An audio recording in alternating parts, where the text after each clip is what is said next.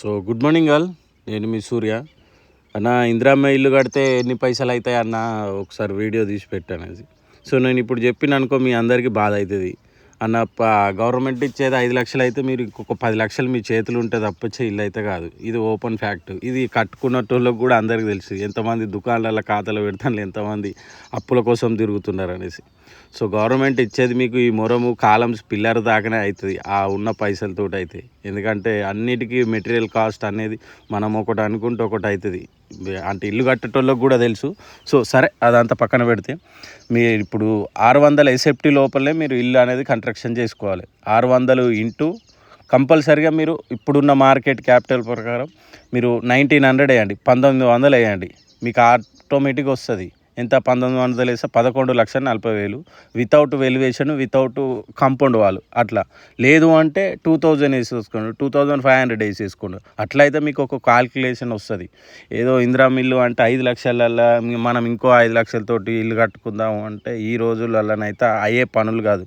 మామూలుగా సుతారైననే మనకు 370 రూపాయల నుండి 400 తీసుకుంటున్నారు.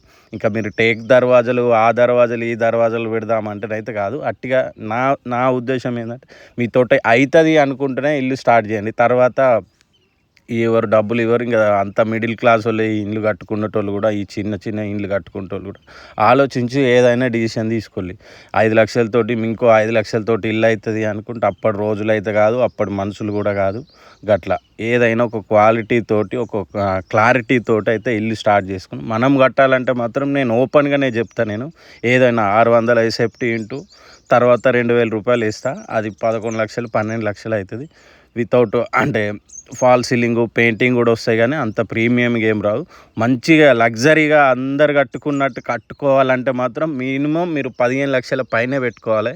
ఇదైతే పక్కా. ఇది కట్టుకున్న వాళ్ళకి తెలుసు, ఇల్లు అయిపోయిన వాళ్ళకి కూడా తెలుసు ఎంత అయినాయని. ఎవరన్నా సజెషన్ తీసుకోండి. ఇందిరమ్మ ఇల్లు అయిపోయిన వాళ్ళని ఒకసారి అడగండి.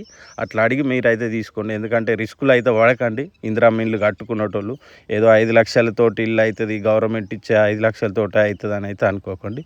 So thank you all.